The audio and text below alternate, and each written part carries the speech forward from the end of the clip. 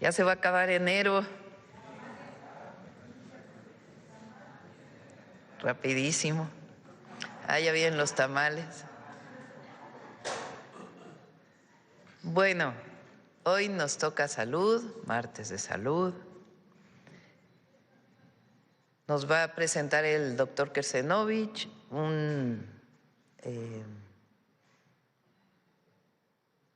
una serie de consejos fundamentales para la prevención de diabetes e hipertensión. Después, Martín nos va a presentar el programa de infraestructura del ISSSTE del 2026. Si se acuerdan, presentamos IMSS Bienestar e IMSS la vez pasada y ahora nos toca el ISSSTE. Zoé nos va a hablar de la compra de equipo que se hizo en 2025 y los ahorros generados. Alejandro nos va a hablar de La Clínica es Nuestra. Van a ver las maravillas que hace la ciudadanía con La Clínica es Nuestra, que son recursos que se dan directamente a la gente para apoyar a las clínicas, a los usuarios, para que ellos en un comité compren los equipos necesarios para la operación de los centros de salud del IMSS Bienestar. Y Eduardo Clark nos va a presentar las compras de equipamiento del 2026 para las 3 instituciones. Recordemos que en 2026 se van a construir 24 hospitales con una inversión de 45,000 millones de pesos. Y les adelanto que Eduardo va a presentar que este año va a haber una inversión de más de 11,200 millones de pesos para la compra de equipamiento, que ya van a ver qué equipos vamos a estar adquiriendo para todas las instituciones de salud. Entonces le doy la palabra al doctor Kersenovich. Con su permiso, Presidenta. El día de hoy vamos a hablar de prevención de diabetes mellitus. Es un mito que una vez que una persona es diagnosticada con diabetes mellitus tenga que llegar necesariamente a complicaciones como daño renal, ceguera, amputaciones o incluso hipertensión arterial, y se puede prevenir, y queremos que esta sea una de las pláticas que tengamos más en relación a aspectos de medicina preventiva. Me pasa la siguiente diapositiva, por favor. Es muy importante saber que la diabetes se desarrolla a lo largo de la vida, se puede prevenir, se puede evitar, como espero mostrarles dentro de unos momentos, se puede manejar sin complicaciones, se puede retrasar sus efectos con un diagnóstico temprano y con una prevención individual. Ahora, no se previene a todos por igual. Les mostraré ejemplos y en general es mucho mejor prevenir a grupos que tienen alto riesgo para tratar precisamente de que la persona que tenga diabetes mellitus pueda vivir una vida prácticamente normal. La siguiente, por favor. En términos generales, se puede reducir hasta un 40 o 60% el riesgo de diabetes mellitus con una intervención temprana, que mencionaré algunos ejemplos a continuación. La siguiente, por favor. ¿Cuáles son algunos de los factores de riesgo para desarrollar diabetes? Cualquiera de nosotros puede irse a hacer un examen general de sangre sin saber que tiene diabetes, estando asintomático, y si los niveles son anormales en la glucosa en ayuno, ese es un factor de riesgo que debe llamar la atención. Si alguien tiene 110 de azúcar o tiene 120, debe de pensar en la posibilidad de que va a desarrollar una diabetes mellitus e identificarlo en forma temprana. Si alguien tiene un aumento del perímetro abdominal, y fíjense que no menciono cifras, nada más aumento del perímetro abdominal, ese también es un factor de riesgo para desarrollar diabetes mellitus y se puede prevenir en forma temprana. La siguiente, por favor. Personas que tienen condiciones adversas en estilo de vida. Por ejemplo, las que ingieren dietas altas en calorías y alimentos ultraprocesados. Acuérdense que estamos con algunas estrategias en las escuelas precisamente para tratar de disminuir el consumo de alimentos ultraprocesados desde niños. Esa estrategia es muy importante para prevenir la diabetes. Otro que es muy importante es el estrés crónico, porque se acompaña por niveles elevados de hidrocortisona y eso hace que pueda ser también un factor de riesgo. La falta de acciones preventivas y algo muy importante son las alteraciones en sueño. Tanto falta de sueño como un exceso de sueño son factores de riesgo para diabetes mellitus. Todos estos aumentan un 20 a 60% de posibilidades de que una persona desarrolle diabetes y si la va a desarrollar, que esta ocurra 5 o 10 años más temprano y se puede retrasar. La siguiente, por favor. Este es uno de los componentes más importantes en la prevención de diabetes mellitus y es el riesgo, los antecedentes familiares de diabetes mellitus. Comparten dos hechos que son muy importantes. Uno, el riesgo acumulado de tener un familiar, que lo mencionaré en un momento, que tenga diabetes, y el otro, el ambiente compartido, en el cual vienen costumbres como ingesta de alimentos, falta de ejercicio, etcétera. Si una persona tiene un familiar directo con diabetes, tiene 2 a 3 veces más riesgo de desarrollar la diabetes. Y por eso insisto en que se puede prevenir en forma más temprana, porque nada más el conocer que un familiar directo tiene diabetes puede hacer que el resto de su familia se pueda prevenir. Si tiene 2 familiares con diabetes mellitus directo, tiene 4 a 6 veces más riesgo de desarrollar una diabetes. Es por lo tanto importante realizar un diagnóstico más temprano. Y aquí es donde se vuelve muy importante la prevención.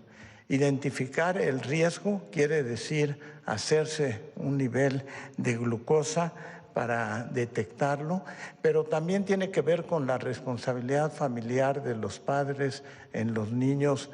Cuando los padres son diabéticos, deben de tratar de cambiar sus hábitos alimenticios, tienen que propiciar ejercicio y de esa manera podemos evitar que desarrollen diabetes mellitus y es por lo tanto la prevención el aspecto más relevante.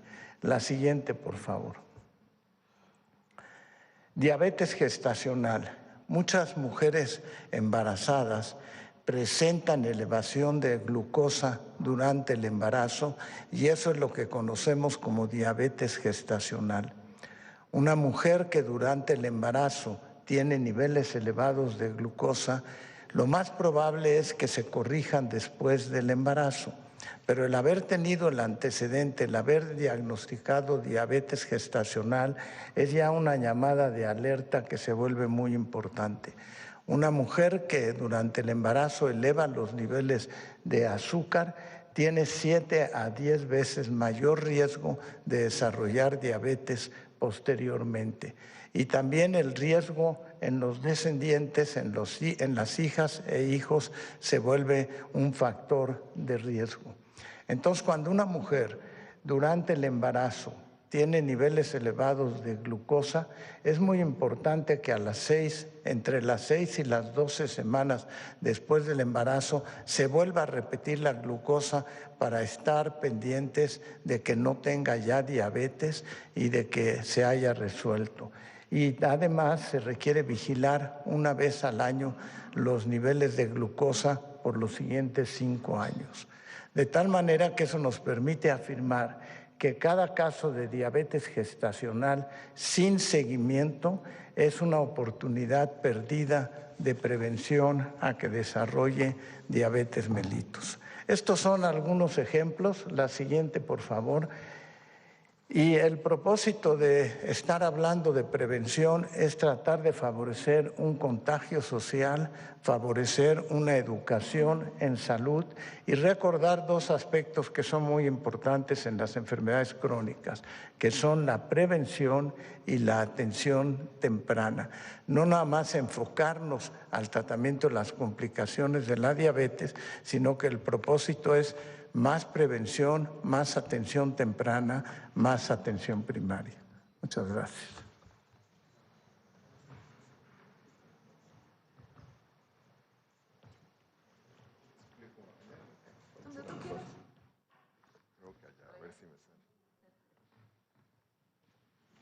Gracias. Buenos días, presidenta. Buenos días, amigos de los medios de comunicación. Vamos a presentar el programa de obras del ISSSTE para 2026. Adelante, por favor. Los objetivos de este programa de obras son acercar los servicios de medicina familiar y de especialidades a la derechohabiencia, aumentar el número de consultas y cirugías, disminuir tiempos de espera al tener más oportunidades de atención, mejorar las condiciones materiales para la atención, porque tenemos infraestructura que ya es muy antigua, y ampliar la infraestructura del instituto a nuevos espacios. Adelante, por favor. Tenemos 241 frentes de obra del ISSSTE para 2026. De estos son 200 consultorios, 10 centros de salud con servicios ampliados, conocidos como CESAS, 14 unidades de medicina familiar, 4 clínicas de medicina familiar y 13 unidades hospitalarias, o sea, de segundo nivel. Como podrá observarse, la gran mayoría de los puntos de obra son en el primer nivel. Adelante, por favor. Ahora bien, se van a construir 200 consultorios a lo largo del territorio nacional, pero vamos a enfatizar la prioridad de entidades federativas donde se presenta mayor carencia en servicios de salud. Adelante. En el caso de las unidades de medicina familiar y clínicas de medicina familiar, que son primer nivel, tenemos 14 unidades de medicina familiar que se van a ampliar o construir completamente nuevas, básicamente en Michoacán, Guerrero, Oaxaca, Campeche, Yucatán, Morelos, Coahuila, Tamaulipas y Baja California. Y vamos a tener también 4 clínicas de medicina familiar, completamente nuevas o ampliadas. Por ejemplo, nueva, la de Naucalpan, Estado de México, Ciudad Acuña, Coahuila, y vamos a ampliar en Tlapa, Guerrero y en Jojutla, Morelos. Adelante, por favor. En cuanto a los centros de salud con servicios ampliados, estos son básicamente unidades de primer nivel, pero tienen quirófano y tienen algunas camas. No llegan a ser una clínica hospital, no llegan a ser un hospital, pero tienen un servicio más que permite complementar en diversas comunidades. Es como una unidad de medicina familiar, pero con su quirófano y unas camas. Adelante, por favor. Estos también van a estar sobre todo en zonas donde consideramos que son desiertos de atención actualmente. En cuanto a las unidades de segundo nivel, las unidades hospitalarias, tanto clínicas hospitales como hospitales generales, tenemos lo siguiente. Vamos a concluir este año 7 obras. Una de ellas es el rescate del Hospital Vasco de Quiroga, Morelia. Este hospital dejó de funcionar cuando se abrió el hospital regional y lo vamos a reconvertir para que tenga otra vez quirófanos y camas. Luego está la ampliación de la clínica hospital en Uruapan, está muy próxima a concluir esta obra. Está la clínica de especialidades geriátricas en Acapulco, también es de segundo nivel, pero en esta especialidad fundamentalmente para personas mayores. Está la rehabilitación integral de la clínica hospital de Chilpancingo, Guerrero, que lo necesita y además sufrió daños ahora con los temblores. La ampliación de la clínica hospital de Tehuantepec, Oaxaca, que es una obra que ya venía y retomamos. Luego está la conversión de la Clínica de Medicina Familiar de Pachuca a clínica hospital, básicamente agregando quirófanos y instalaciones para camas hospitalarias. Y la conclusión e inauguración del Hospital General de Tampico, Tamaulipas. Son 7 obras que se concluirán en este 2026. Adelante, por favor. Luego está el inicio de varias obras. Se van a iniciar obras para la clínica hospital en Cherán, Michoacán, es parte del plan de paz en la meseta purépecha. Está la construcción del Hospital Gonzalo Castañeda, el inicio, aquí en Tlatelolco, Ciudad de México. La ampliación de la clínica hospital de Cancún, Quintana Roo, a Hospital General. La rehabilitación integral de la clínica hospital Lázaro Cárdenas en Michoacán. Y vamos a continuar 2 obras que ya se vienen realizando desde el año pasado. Una es la del Hospital Regional de Oaxaca, de alta especialidad, y la otra es el Hospital de Chetumal, Quintana Roo, que es una ampliación también. Actualmente es una clínica hospital, se va a ampliar a Hospital General. Estas son las obras que se van a realizar. Enfatizamos 2 cosas: 1, primer nivel, y 2, en las regiones que tienen mayor carencia en servicios de salud. Muchas gracias, presidenta. Perdón, hay un video. Gracias, Belmont. Con el objetivo de ampliar la infraestructura, fortalecer los servicios de salud e incrementar el número de cirugías y consultas médicas, en 2026 el ISSSTE tiene programados 241 frentes de obra en todo el país. El primer y segundo nivel de atención se reforzarán con la instalación de 200 consultorios médicos y 10 centros de salud con servicios ampliados. Asimismo, se llevará a cabo obra nueva y ampliaciones en 14 unidades de medicina familiar y 4 clínicas de medicina familiar ubicadas en Michoacán, Guerrero, Oaxaca, Campeche, Yucatán, Morelos, Hidalgo, Coahuila, Tamaulipas y Baja California. Para concretar 13 nuevas unidades de la red hospitalaria, este año iniciarán los trabajos de construcción de la clínica hospital en Cherán y del nuevo Hospital Dr. Gonzalo Castañeda en Tlatelolco, de conversión de clínica hospital a Hospital General en Cancún y de rehabilitación de la clínica hospital Lázaro Cárdenas en Michoacán. Concluirán las obras del Hospital General de Tampico, de la Clínica de Especialidades Geriátricas de Acapulco y de 5 unidades tipo clínica hospital en Morelia, Uruapan, Chilpancingo, Pachuca y Tehuantepec. Además, continuará la construcción del Hospital Regional de Alta Especialidad de Oaxaca y la conversión de la Clínica Hospital de Chetumal en Hospital General.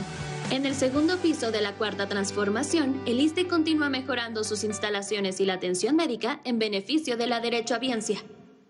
Gracias, presidenta. Adelante. ¿Quién sigue, Alejandro? ¿Aquí? Con su permiso, presidenta, muy buenos días tengan todas y todos.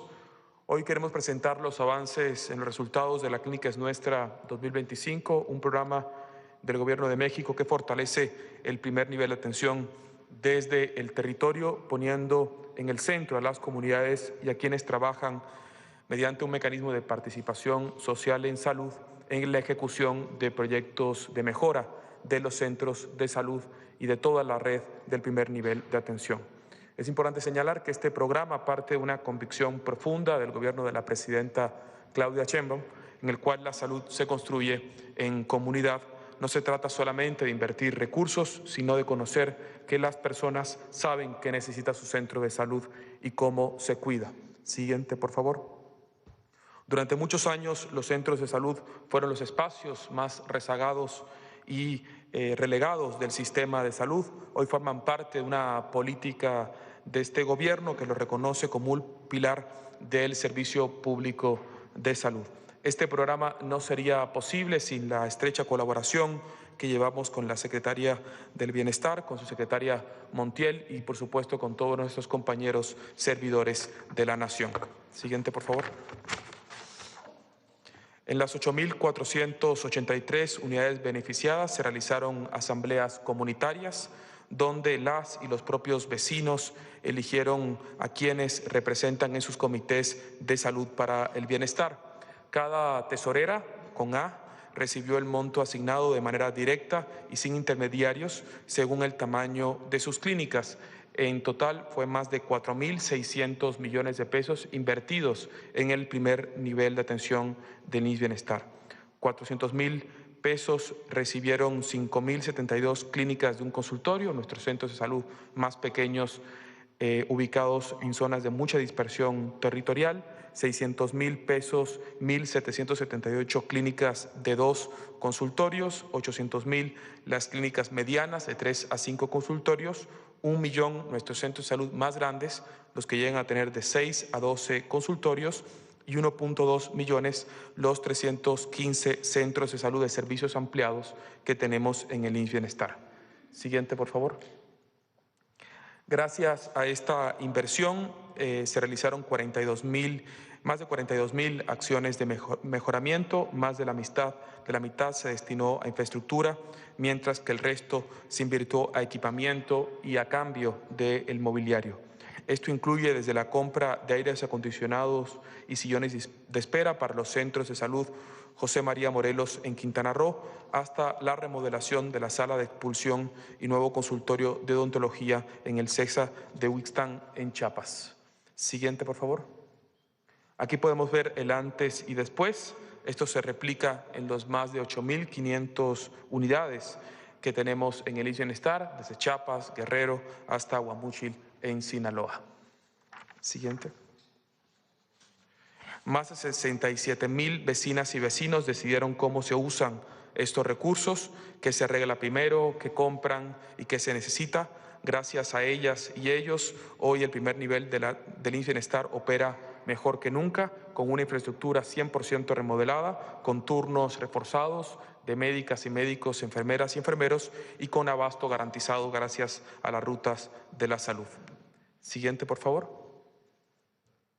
La Clínica es Nuestra deja atrás un modelo centralizado y se dedica a construir una realidad de manos de nuestras queridas pacientes y pacientes. Hoy demostramos que cada centro de salud mejora con resultados tangibles y que los recursos se aprovechen de forma honesta. Muchas gracias.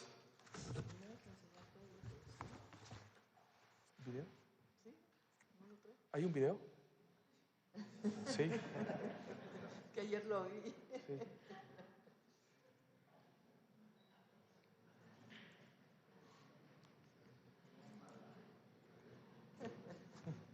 Bueno, sí, un video. ¿Está? El de la Clínica es Nuestra.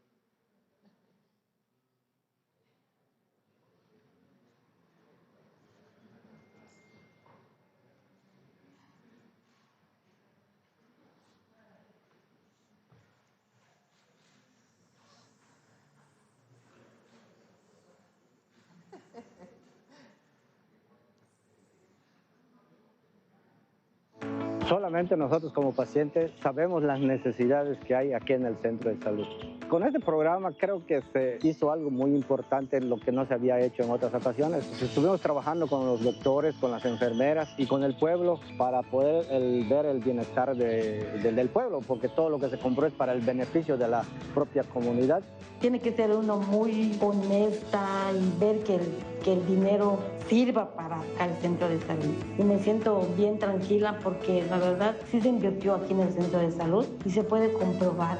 Nosotros administramos, podríamos decir, y ellos como doctores son los que dieron las necesidades que tenía la clínica. Yo lo empecé a notar cuando me comentaron que llegó el programa de mejoramiento de esta clínica. La diferencia es que ahorita hay clima, hay vitropiso, hay varios cuartos, hay sillas buenas y veo que hay más doctores atendiendo a la gente. Siempre estamos pendientes del centro de salud. Me siento contenta por ser parte del comité. Con los años siguientes esperemos que fluyan más recursos para este centro de salud. Consulta cuándo y dónde será tu asamblea y participa. Más informes en imsbienestar.gov.mx. En comunidad, transformamos la salud. IMSS Bienestar. Gobierno de México. Gracias, Presidenta. Muchas gracias. Con su permiso, Presidenta, muy buenos días a todas y a todos. Vamos a presentar un proceso de compra de equipo que hicimos el año pasado. a la par con todo el crecimiento de infraestructura, la presidenta nos ha pedido pues también invertir mucho en la parte de los hospitales que están en operación, sobre todo en equipos que ya han cumplido con su vida útil y que necesitan sustituirse. Lo hicimos con las reformas que ocurrieron el año pasado a la ley de adquisiciones que nos permitieron los siguientes resultados. La que sigue, por favor. Es la compra más grande que ha hecho el IMSS en un solo procedimiento. Fueron 123 equipos de alta tecnología. Son 67 mastógrafos, 42 tomógrafos, 12 resonancias magnéticas y 2 angiógrafos. Son equipos que van a distribuirse en todo el país en 27 unidades de medicina familiar, sobre todo los mastógrafos, y el resto para 96 hospitales en 26 estados de la República. Todos entran en operaciones, es la entrega, la instalación, la puesta en funcionamiento y entran en operación en el mes de abril. Y queremos darles algunos detalles porque fue una compra distinta.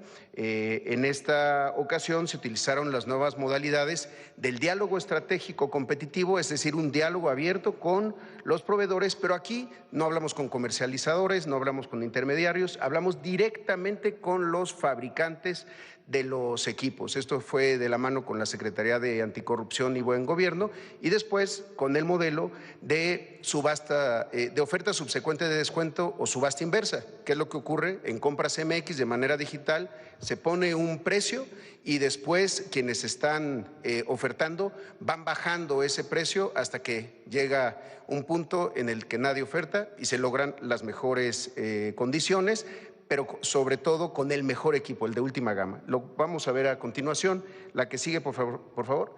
Los 67 nuevos mastógrafos son de la marca italiana IMS Giotto, se instalarán en 27 unidades de medicina familiar y 40 hospitales.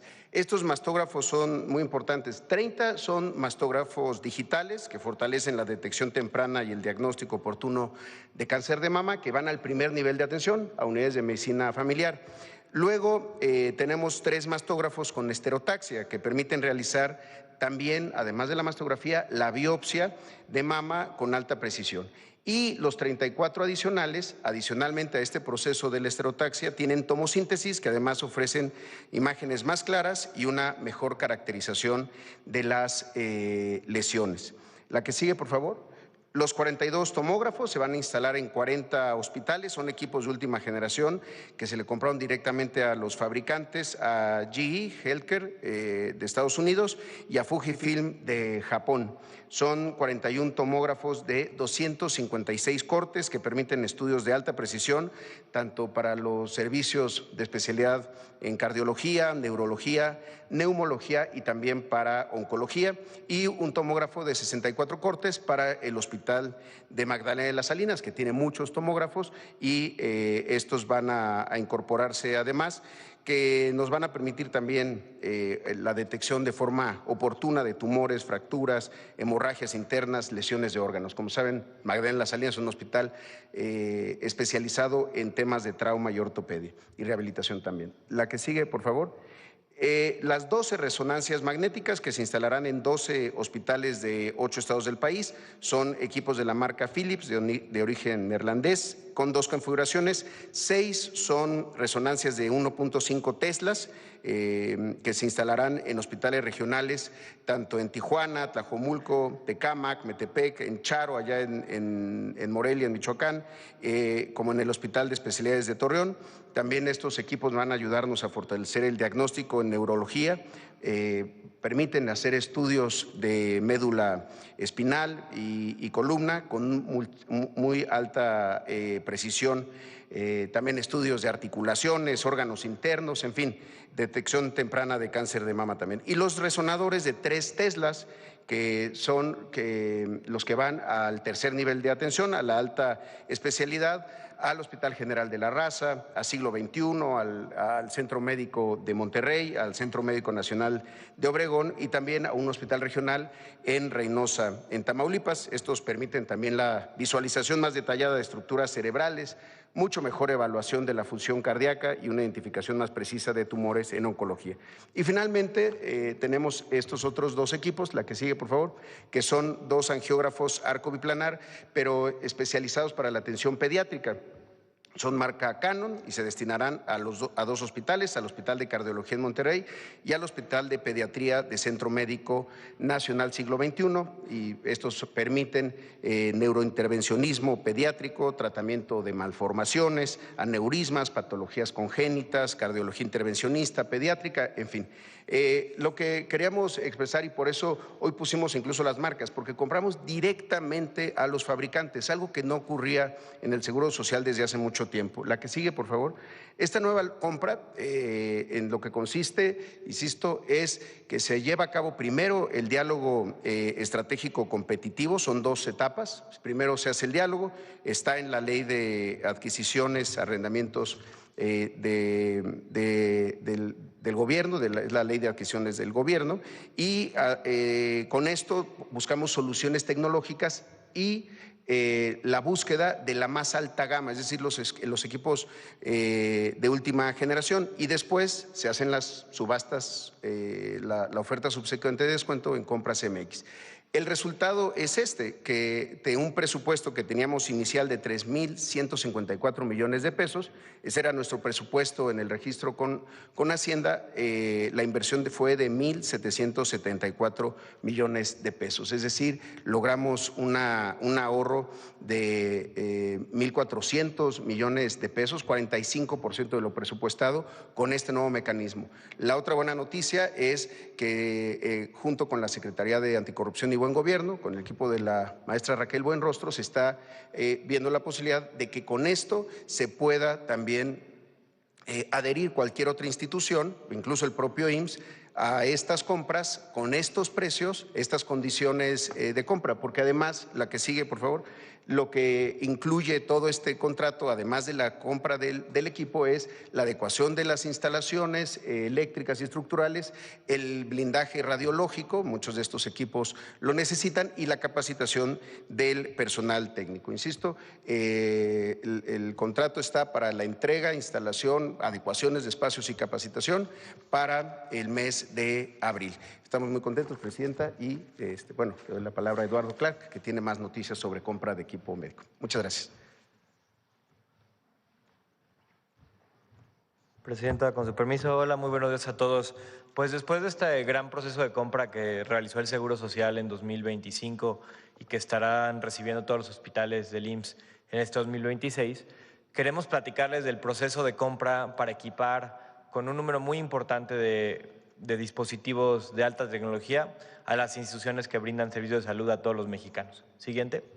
Llevamos varios meses haciendo un ejercicio de planeación como sector para determinar las necesidades que tenemos para que todos los hospitales que se incorporan al sector salud, del IMSS, del ISSSTE, del IMSS Bienestar, de los servicios de salud de Pemex y también de los Institutos Nacionales de Salud aquí en la Ciudad de México, puedan equiparse y mejorar los equipos que ya tienen en el caso de los que requieran sustitución. Hicimos una planeación justamente para ver qué nos falta, qué es lo que requerimos para dar más y mejor atención a todos los mexicanos. Y hemos realizado pues una estimación que en este 2026 vamos a adquirir 816 equipos de alta tecnología médica para integrarse en estas instituciones en todas las entidades federativas. Estamos hablando de 25 aceleradores lineales, por ejemplo, para el tratamiento de cáncer, 238 tomógrafos, 38 resonadores magnéticos, 500 mastógrafos, 5 equipos de PET-CT, que es otro tipo de tecnología para la visualización de imagen, particularmente relevante para cáncer, y otros 10 equipos ya de otras tecnologías como gamacámaras, angiógrafos y braquiterapias. Utilizando los precios de referencia de esta última compra que les mencionaba Zoe, estamos estimando una inversión aproximada de 11,257 millones de pesos en este 2026 para adquirir estos 816 equipos en todo el país. De estos 816 equipos, que ahorita verán a detalle en las siguientes diapositivas, 341 son para el Seguro Social, Es decir, ya hicieron su compra más grande histórica, como mencionaba Zoe, y van a duplicar en este 2026 el número de equipos que se compran de esta manera. 178 para el ISSSTE, 237 para los servicios de salud del IMSS Bienestar en las 24 entidades federativas donde opera, 41 para los servicios de salud de Pemex y 19 para los institutos nacionales de salud. Siguiente. Empezando por mastógrafos, aquí pueden ver cuántos mastógrafos estamos estimando para cada entidad federativa de nuestro país. Para las 32 va a haber mastógrafos este año. Son cerca de 500 equipos por una inversión de 1.682 millones de pesos. 227 para el IMSS, 100 para el ISSSTE, 147 para el IMSS Bienestar, 22 para Pemex y 4 para los institutos nacionales de salud. Siguiente. En el caso de tomógrafos para los hospitales, estamos hablando de 238 tomógrafos a una inversión estimada de casi 5,000 millones de pesos, son 4,753 millones de pesos, 79 tomógrafos para el IMSS, 69 para el ISSSTE, 73 para el IMSS Bienestar, 11 para Pemex y 6 para los institutos nacionales de salud. Siguiente. En el caso de resonadores magnéticos de muy alta tecnología para mejorar las capacidades diagnósticas de nuestros médicos y médicas en todo el país, estamos hablando de 38 resonadores, nunca se habían comprado tantos de manera consolidada, una inversión de cerca de 1.379 millones de pesos para estos 38 equipos, 15 en el IMSS, 7 en el ISSSTE, 7 en el IMSS Bienestar, 5 para Pemex y 4 para los institutos nacionales de salud. Siguiente. En el caso de aceleradores lineales, esta es la compra más grande que se ha hecho. Este año queremos crecer muchísimo nuestra capacidad para este tipo de tratamiento para pacientes principalmente con cáncer. Son 25 aceleradores lineales de altísima tecnología, 2.590 millones de pesos de inversión, 9 en el IMSS, 2 en el ISSSTE, 6 en el IMSS Bienestar, 3 en Pemex y 5 en los institutos nacionales de salud. Siguiente. Y finalmente tenemos 15 equipos de distintas tecnologías. Estamos hablando de un angiógrafo, como ya mencionaba Zoe, para la atención de desórdenes, por ejemplo, cardíacos o vasculares. 2 equipos de braquiterapia, también para medicina nuclear. 7 gamacámaras, también para medicina nuclear. Y 5 PETs, que son equipos de altísima tecnología que se usan en el mundo, entre otras funcionalidades para la detección oportuna de cáncer. Son 11 estos equipos en el IMSS y 4 en el IMSS Bienestar por 852 millones de pesos. ¿Cómo se ve esto en cada una de las entidades federativas? Si me dan la siguiente. Aquí tenemos el resumen, se los voy a dejar para que lo vean, y van a ver que tenemos inversiones y tenemos afortunadamente todo tipo de tecnología para todas las entidades federativas. Desde las más pequeñas como Aguascalientes, Tlaxcala y Colima, hasta las más grandes como la Ciudad de México y el Estado de México. En todas y cada una de estas tendremos entrega de equipos este 2026, de los 816 equipos médicos de alta tecnología que estaremos adquiriendo, procurando utilizar este mismo esquema que les mencionaba Zoe, innovador en la ley de adquisiciones, de diálogos competitivos con subastas inversas, para obtener no solo los mejores equipos, las mejores condiciones de eficiencia en la entrega, garantías, pero también las mejores condiciones de precio, buscando directamente a los fabricantes. Entonces, le estaremos dando avance conforme vaya ocurriendo esta compra, que esperamos pueda adjudicarse en los siguientes 2 meses. Muchas gracias.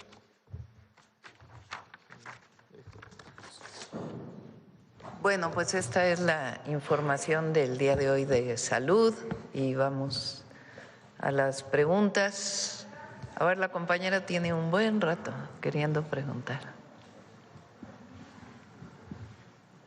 Buenos días, señora presidenta. Buenos días a todos los presentes. Elide Fernández, de Noticias del Movimiento Conciencia y colaboradora del canal de noticias Animales con Derechos, uniendo causas, conectando derechos. Hoy traigo 2 preguntas y un comentario. Señora presidenta, en este espacio de la Mañanera del Pueblo, el pasado 13 de agosto, considerando que no hay justicia social sin justicia ambiental y a la inversa, mi pregunta fue: ¿será tiempo de que México reconozca la naturaleza, sus especies, individuos y ecosistemas como un ente colectivo sujeto de derechos en su Carta Magna? Usted me respondió: vamos a plantearle este tema a Alicia Bárcena. Después de hacerle usted mi pregunta, se han acercado al Movimiento Conciencia diversos colectivos con el propósito de sumarse con su propia propuesta, conscientes de su responsabilidad como sociedad civil para que se le reconozcan a la naturaleza de forma premiante sus derechos con una visión biocéntrica y ecocéntrica fundamental para cuidar y preservar nuestro patrimonio biocultural para las generaciones presentes y futuras. La pregunta, señora presidenta, es: ¿me permitiría entregarle próximamente un proyecto resultado de esta suma de esfuerzos para su canalización a las instancias correspondientes y abrir la conversación sobre el reconocimiento de la naturaleza y sus componentes como sujetos de derecho en nuestra Constitución? Sí, está en el cuarto constitucional el derecho humano a un ambiente sano, pero es desde la perspectiva, evidentemente, del ser humano. Y después está la Ley General de Equilibrio Ecológico, pero por supuesto consideramos ampliar los derechos ambientales y de reconocimiento de la naturaleza. Gracias. Si me lo permite, otra pregunta que sin duda requiere un amplio contexto, que resumiré, por supuesto, al máximo posible. Señor presidente, en este espacio de la mañanera el 9 de julio de 2021, expuse por primera vez el porqué de la urgencia de atender un tema al que siempre se le ha restado importancia, el de la sobrepoblación de perros y gatos. Ese día, hace casi 5 años, señalé, entre otras cosas, que esta problemática social se relaciona también con corrupción y violencia, que la captura de estos animales en redadas legales o ilegales suscita enfrentamientos violentos entre la propia ciudadanía, tal como lo hemos visto en el conflicto entre la Fundación Agenbeck y el Refugio Franciscano, el cual solo representa la punta del iceberg de un problema mucho más profundo y prolongado. Desafortunadamente, en estos tiempos se toma como la verdad, entrecomillada, la versión que se viraliza más, no la que se apega más fielmente a los hechos. Sin embargo, en todo embrollo mediático, caos informativo y agendas ocultas, cuando de perros y gatos se trata, hay una verdad innegable. Es la sociedad en su conjunto la corresponsable de la sobrepoblación de estos perros y gatos y de que muchos de estos animales terminen en albergues, en las calles o en los centros de exterminio. Todos somos cómplices, de forma directa e indirecta, de esta vergonzosa realidad y de las violencias asociadas a este atroz escenario, porque hemos minimizado históricamente la importancia que le damos a la vida de estos animales y su papel en la comunidad, que va mucho más allá del sufrimiento animal. Afecta directamente la dignidad humana, la salud pública, la seguridad y la convivencia social. Asimismo, reitero, si en los albergues se genera inmundicia, es porque el Estado ha abandonado a los rescatistas que se esfuerzan por llevar a cabo una tarea que le correspondería, permítame, señora presidenta, decirlo nuevamente con claridad y respeto, al propio Estado. México enfrenta una crisis estructural de sobrepoblación de perros y gatos y es una de las más graves del mundo. Sin embargo, también hay que decirlo, es la primera vez en la historia de México y un ejemplo para el mundo que un gobierno con altura de miras eleva este tema a rango constitucional. Señora presidenta, como hice de su conocimiento en este mismo espacio el 4 de diciembre pasado, ya nos hemos reunido con la secretaria de Gobernación, la señora Rosa Isela Rodríguez, y estamos revisando la posibilidad de definir una política pública a nivel federal de control ético y sostenible de perros y gatos para reducir estas poblaciones. Le hemos entregado un plan integral para apoyar y fortalecer dicha política pública. La sobrepoblación de perros y gatos requiere acciones integrales, sostenidas y coordinadas, no aisladas, que modifiquen la causa raíz del problema. Los albergues y refugios deben ser el último recurso, no el primero, tanto para proteger a la fauna silvestre como a la llamada doméstica. El plan integral que entregamos a la Secretaría de Gobernación, entre otras, incluye la campaña de concientización que le di a conocer el 28 de octubre pasado, llamada Erradicar el maltrato, la crueldad y la tortura animal, un compromiso por la paz. Por otro lado, hemos evaluado que este esquema holístico puede considerarse y adaptarse como uno de los reglamentos que emanen de la Ley General de Bienestar, Cuidado y Protección Animal que mandata nuestra Constitución. El Movimiento Conciencia le entregó a usted para su revisión y canalización esta propuesta de ley el 28 de abril del año pasado. Aprovecho para informarle, señora presidenta, que se llevará a cabo un foro próximamente con expertos de diversos países para la discusión profunda y el intercambio de conocimiento dentro de los más altos estándares nacionales e internacionales en esta materia. Este foro será convocado por la Secretaría de Gobernación y el Movimiento Conciencia en colaboración con la Fundación Animal Guardians y está dirigido a todos los niveles de gobierno, al Congreso, a la docencia, al sector salud y en lo particular sugiero lo atiendan los comentócratas. Hoy más que nunca los hechos nos revelan que hay que documentarse y capacitarse más en materia de derechos de los animales para incidir correctamente en valores colectivos que impulsen un cambio cultural positivo. Señora Presidenta, la pregunta es, ¿me permitiría entregarle también a usted dicho plan integral por parte del Movimiento Conciencia, el cual pretende fortalecer una política pública a nivel federal de control ético y sostenible de perros y gatos? El mismo que se le entregó a la Secretaría de Gobernación, con el fin de que éste se canalice a la Consejería Jurídica del Ejecutivo Federal, de tal forma que se revise y pueda ser considerado como el primer reglamento a la altura de nuestra Constitución que emane de la Ley General de Bienestar, Cuidado y Protección Animal? Sí, con gusto. Sí, me ha estado platicando Rosa Isela, que se ha reunido con ustedes, y sí, hay que darle celeridad tanto a la ley como al plan integral que estás planteando, que en efecto coincido contigo que es algo fundamental. Gracias, señora Presidenta. Y por último, con fecha 4 de diciembre de 2025, mi pregunta en este espacio de la Mañana del Pueblo fue: ¿no cree usted que se debería empezar a implementar estrategia cera?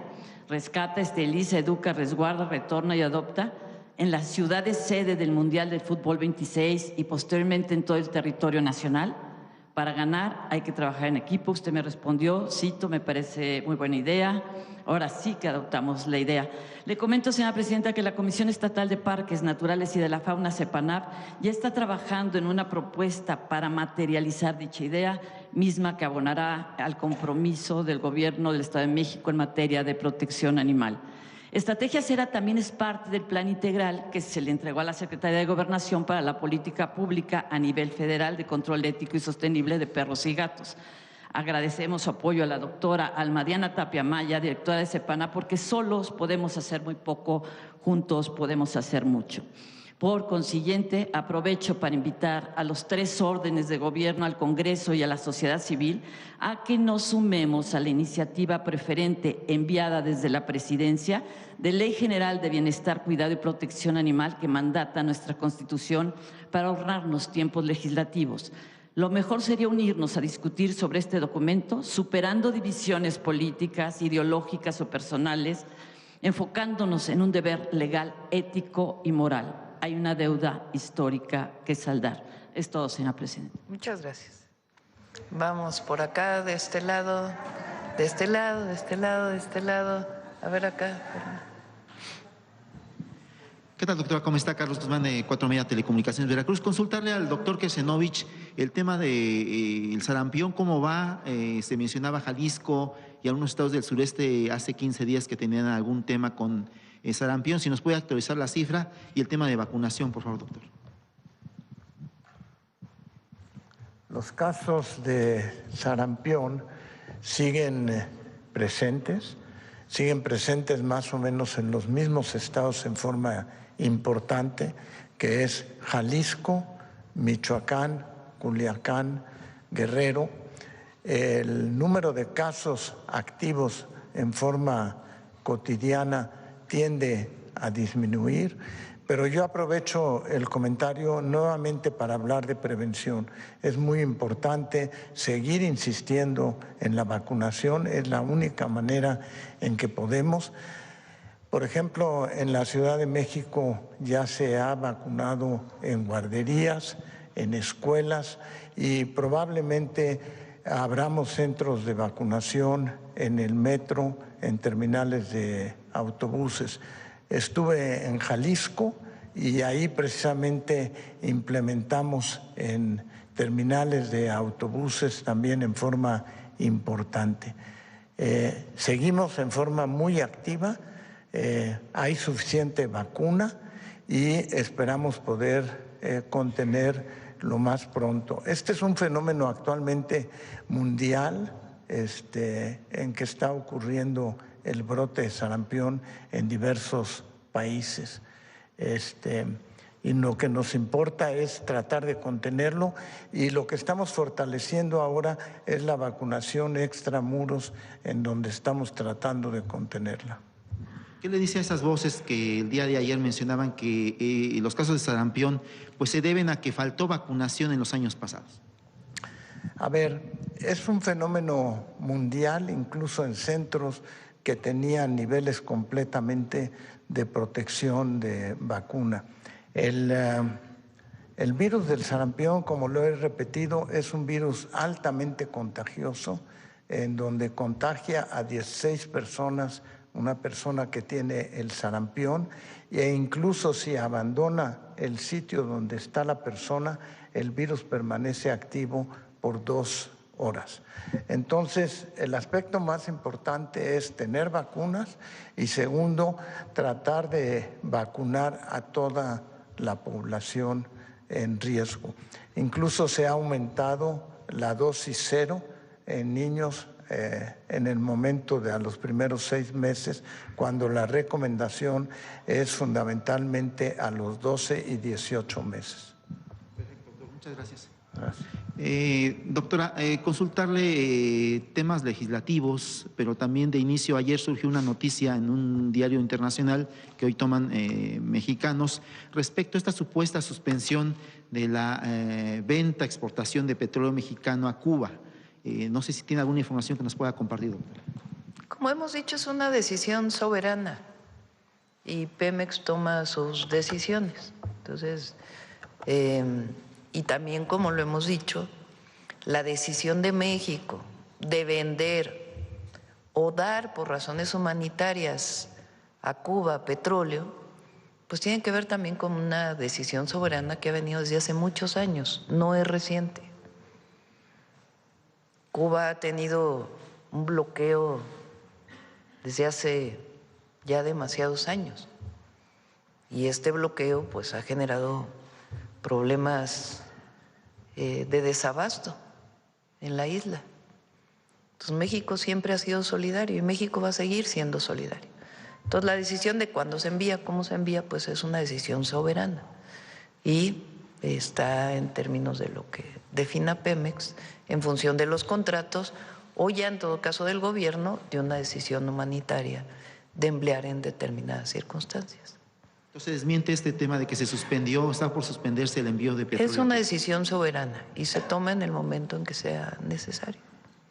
Y ya para finalizar, doctora, aprovechando temas legislativos, para los que cubrimos en la República, Cámara de Diputados, vienen las plenarias, van a estar funcionarios, según el secretario de Salud podría estar en alguna plenaria, el director del IMSS, del ISSSTE, aprovechando que pues, también fue presidente del Senado el doctor Martí Batres, consultarle qué temas podría poner en la palestra legislativa, tal vez 40 horas que ya se envió, tal vez el tema de la reforma electoral, se habla en columnas políticas. Ya lo vamos a informar esta semana antes de que inicie el 1 de febrero. Y finalmente, por ahí hay una ley que está pendiente de publicación, que es la ley de salarios para funcionarios. Sí, ley de salarios ya la vamos a publicar. Tiene que ver con un reglamento que en todo caso se tiene que hacer. La tiene que enviar el Congreso, porque no la ha enviado. Y tiene que ver con un reglamento para que pueda hacerse de manera paulatina, porque no necesariamente hay todo el recurso para hacerlo en un año. Pero, por ejemplo, este año hay personas que no tienen el salario mínimo por los aumentos que ha tenido el salario mínimo y se está haciendo un esfuerzo extraordinario para que todos tengan el salario mínimo. Entonces sería gradual y si la envía el Congreso aquí al Ejecutivo Federal. Sí. Perfecto, doctora. Muchas gracias, buen día. Gracias. Vamos para acá, a ver el compañero.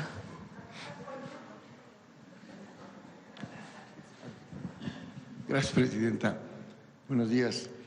Presidenta, se habla mucho de la inversión en la salud y sin embargo no se refleja esto en la difusión de los grandes medios y a veces también ni de los pequeños. Por ejemplo, la causa más alta de mortandad en México es enfermedades por el corazón y después viene la diabetes. Simplemente hay cerca de 105,000 muertes anuales por diabetes y para el caso del corazón en el primer semestre del año pasado fue de 95,000. Entonces, la pregunta viene porque toda esta inversión que se hace pareciera muy atomizada. Entonces yo quisiera preguntarle sobre este tema, ¿cuál es la importancia de que en este año se inviertan más de 11,000 millones en la compra de 816 equipos médicos de alta tecnología y que además invertirán más de 45,000 millones para la construcción de 24 hospitales en todo el país? Bueno, no sé si algún médico quiere contestar y luego yo doy mi opinión. Sí. Bueno, aquí solo hay un médico. ¿A dos? Sí. A ver, es muy importante esa inversión porque le sirve no nada más a la atención médica, sino que le sirve también al diagnóstico temprano de las enfermedades. Ahora, lo que hemos señalado es que tenemos una carga de enfermedad importante. O sea, tenemos un número importante de gente que tiene hipertensión arterial, de gente que tiene diabetes mellitus y requiere atención médica, y para eso es el equipamiento.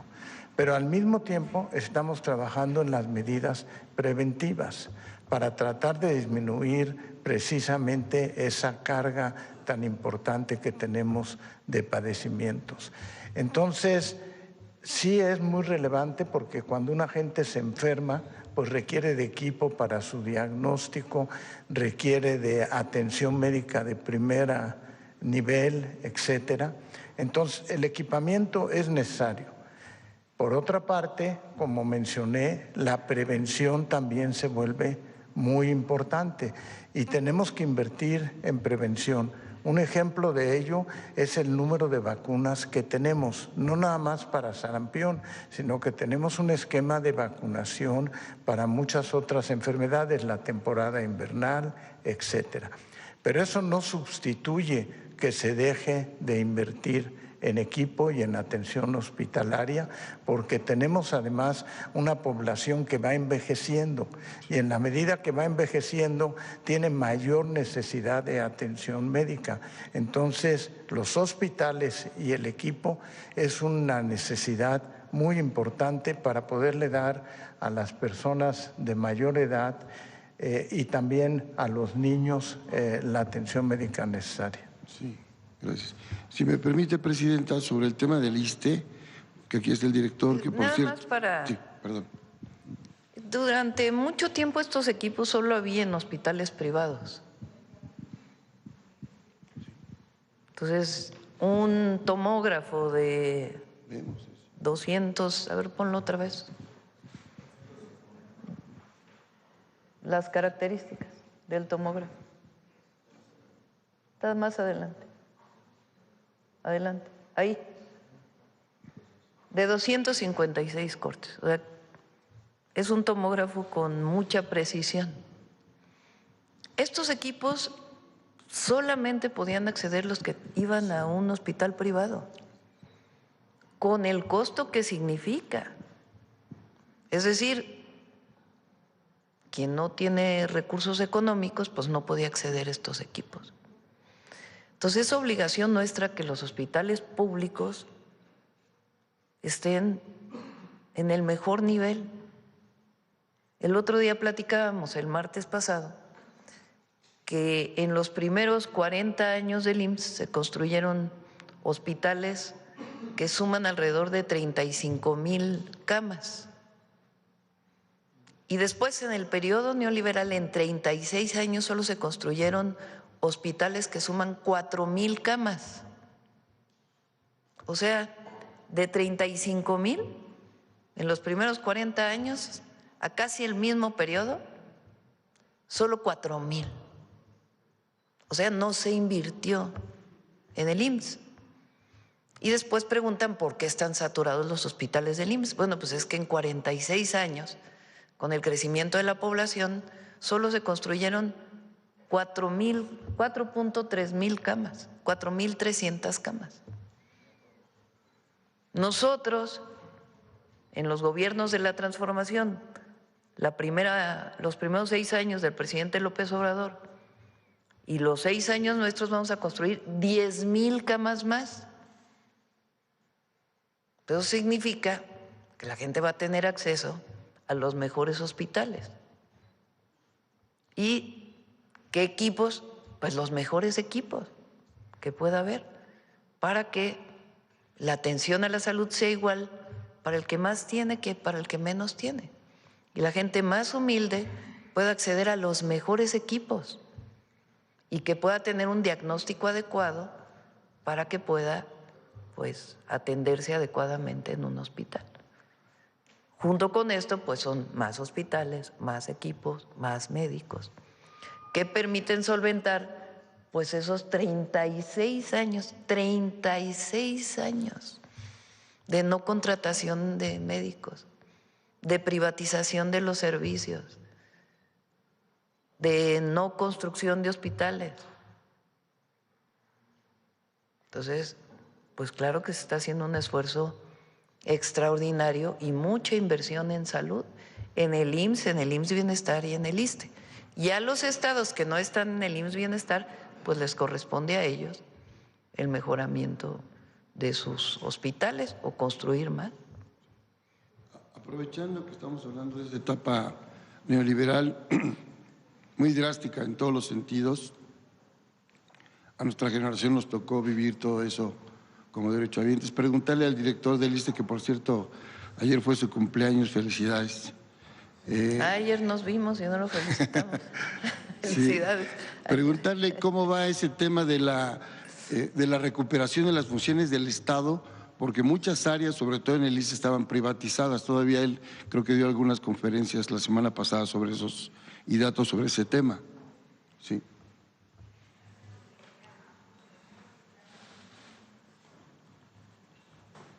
Gracias, presidenta. Es que tiene que ver con esto, está íntimamente ligado. Por ejemplo, con el presidente Andrés Manuel López Obrador empezó el tema de la nacionalización del área de hemodinamia en los hospitales del ISSSTE, que era manejada por empresas privadas, integradoras. Esa área se nacionalizó.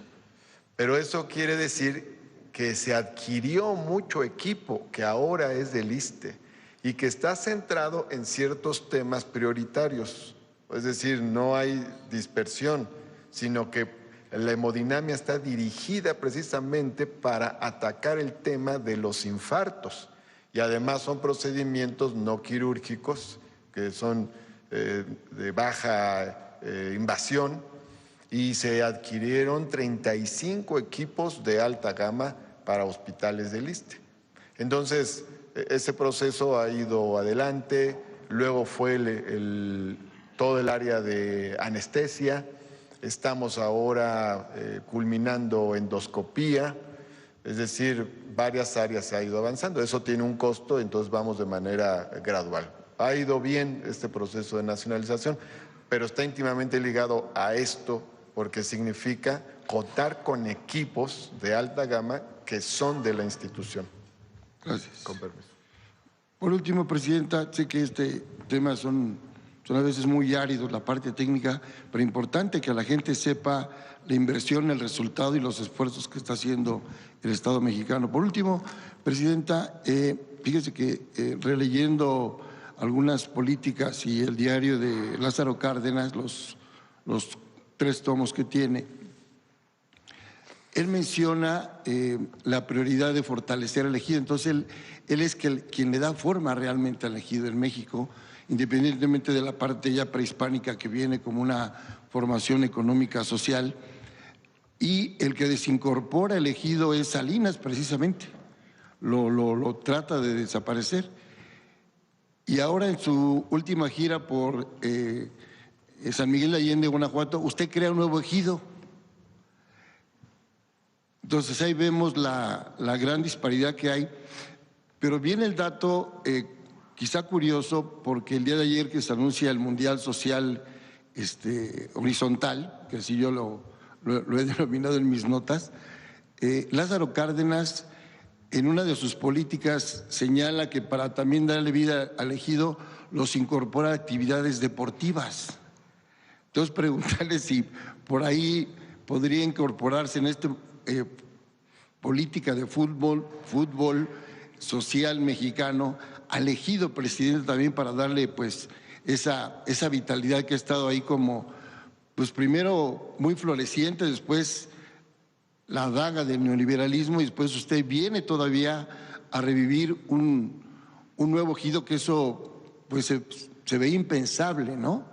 Si es posible incorporarlos a esta gran idea del fútbol social en México. Es todo, presidenta. Creamos un nuevo ejido ahí en San Miguel de Allende, entre otras cosas porque había un conflicto agrario de 80 años. Sí. Entonces son dos temas, porque por un lado, a través de la conciliación, se resolvió que los dos ejidos que existían pues abrieran el espacio para un nuevo ejido y se dieron pues los títulos para este nuevo ejido. Y por otro lado, pues en efecto, la creación de una propiedad colectiva. Y sí, todo el mundial social es para todas y para todos. Aprovecho también por el periodo neoliberal. Ayer le pedí también a la secretaria Rosa Isela que le preguntara, porque ayer dio una conferencia de prensa el presidente de la Corte y el titular del órgano administrativo. Y me llamó mucho la atención lo que dijo el titular del órgano administrativo, Néstor Vargas. Y le pedí a Rosa Isela si no le podía enviar la diferencia entre el antes y el después, la Corte del pasado o el Poder Judicial, la Corte, los ministros de la Corte del pasado y de este. Se lo pasé en la mañana a Belmont, porque se los quería mostrar, porque ahora está, hoy en el Universal también sale que gastaron no sé cuánto en togas, no sé qué, pero no decían nada antes de lo que ganaba cada ministro y cada ministra, ¿verdad? Pero a ver, vamos a ver, préstame el...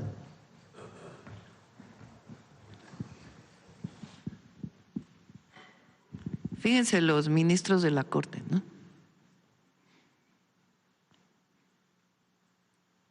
Sueldo mensual neto de un ministro antes, 206,947 pesos, con 56 centavos.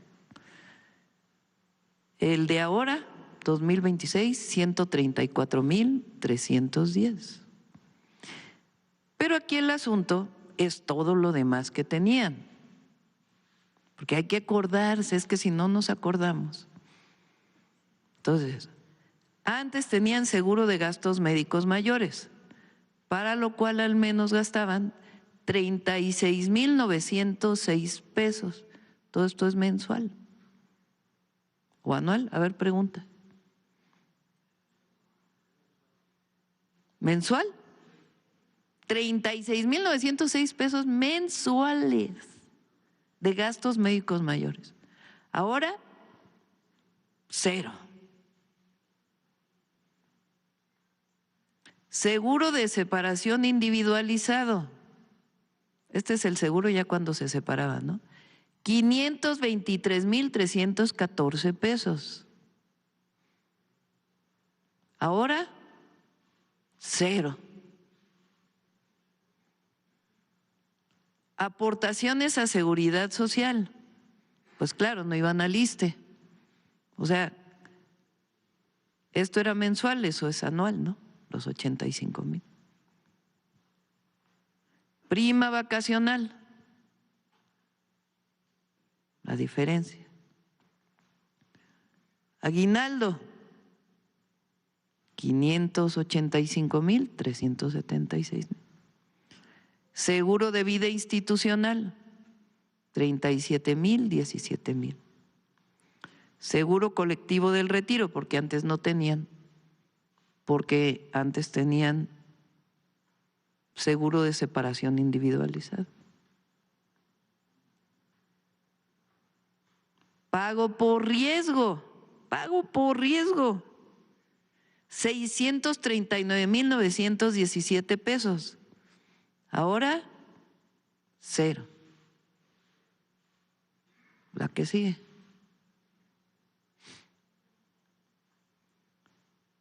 Medicinas complementarias. Ejercido. por la Corte, ministras y ministros. 1.953.789. Programado para el 2026, 0. ¿O esto es por ministro? A ver, chécale.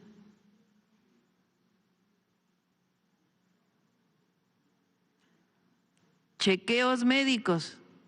Sí, parece que es por ministro, que es 35.966 pesos. Ahora, 0. Apoyo de alimentos. En el 23, 5.341.162 pesos. Ahora, 0. Telefonía. 1.337.756. Ahora 200.000. Gastos en material bibliohemerográfico. En el 2024 gastaron 262.000. Ahora 0. ¿A poco esto es por ministro? A ver, chécale, ahorita que nos den información. Adelante. Ah, pero todo eso además, lo que tenían en el área de atención a ministras y ministros, se han cancelado 59 apoyos para trámites de carácter no oficial de 149 que existían, siendo los siguientes: contratación de suministro de agua, energía eléctrica y servicios de telefonía para sus viviendas. Telefonía celular con cualquier compañía. Apoyo para reparación de refrigeradores. Compra de enseres menores como despensa. Compra de camisetas y bordado de ropa. Mantenimiento de elevadores en domicilio particular. Mantenimiento a plantas de luz y reparación eléctrica o de gas. Solicitud de pipas de agua. Compra de alimentos tipo servicio a domicilio. Apartado de lugares y gestión en estadios de fútbol y béisbol. Reserva de mesa en restaurantes. Traslado de amistades. Traslado urgente de objetos personales dejados en domicilio por olvido.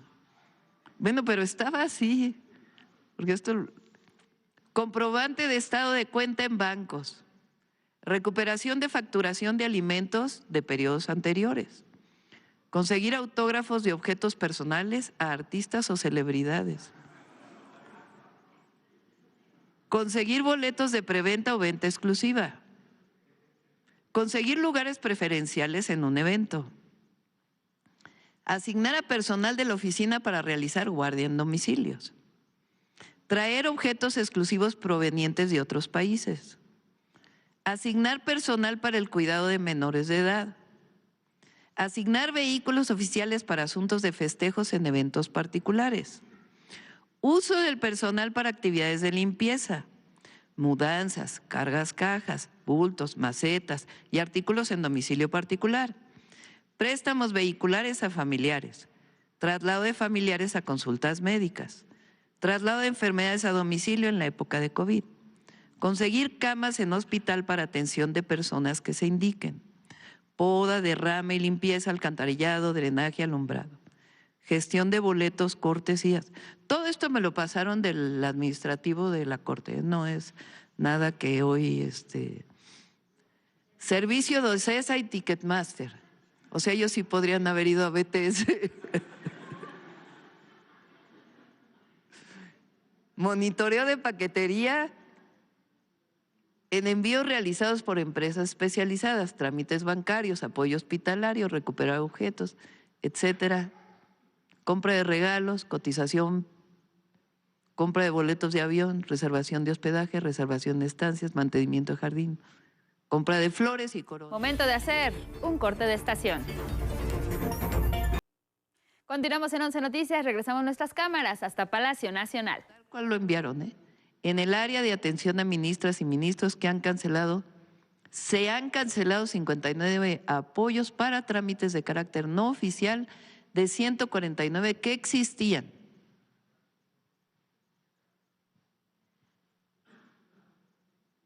Sí se acabaron los privilegios en la nueva Corte.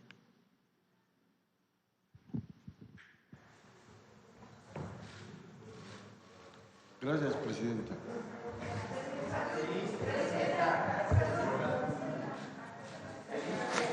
Vamos de este lado, ¿verdad? A ver la compañera que…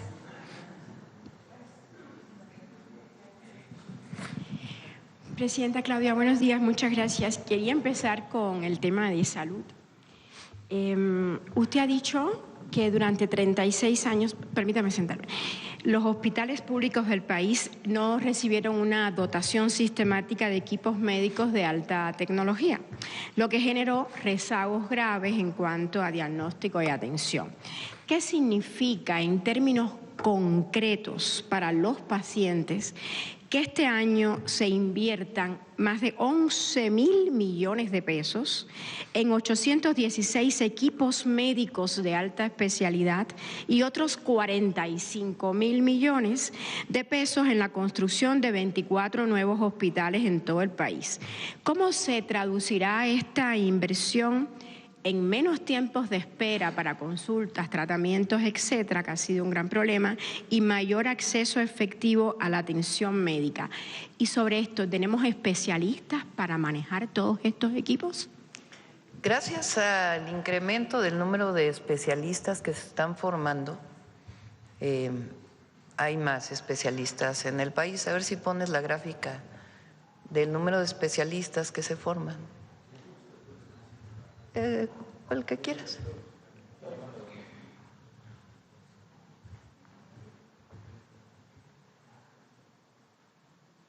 Estos son los graduados, ¿no? Pero el ingreso, porque en algunos casos son 3 años, 4 años, 5 años, entonces distinto. No, hay una gráfica.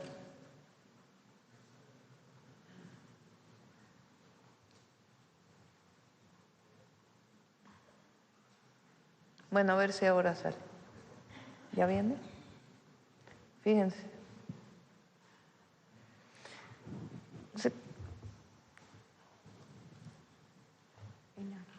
Había una política, primero, de abandonar lo público, deliberada, en todo el periodo neoliberal.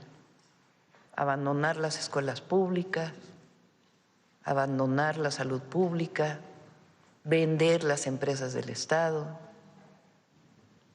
como una decisión ideológica, política, una concepción de que lo privado es mejor que lo público siempre. Nada más que tiene un problema. A lo privado solo puede acceder quien tiene recursos económicos. Entonces convierten derechos en mercancías y en privilegios, porque solo puede ir alguien que tiene un privilegio a una escuela particular, a un hospital privado.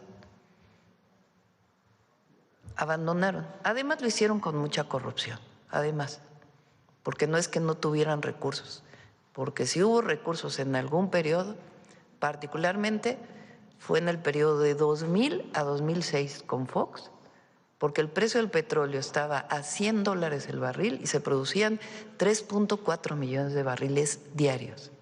Hoy producimos 1.8 y el precio está sobre 50, entre 50 y 60.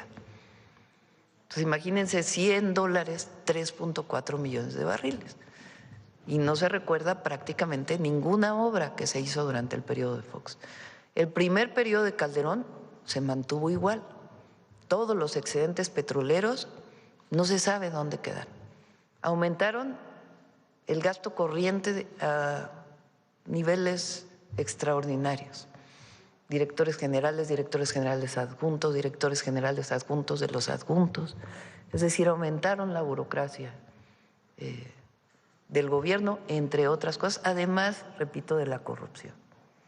Bueno, había otra idea de que para que las escuelas fueran de excelencia había que hacer exámenes muy difíciles, muy difíciles, muy difíciles, para que solo entraran aquellos que tenían altos talentos o que habían estudiado muchísimo.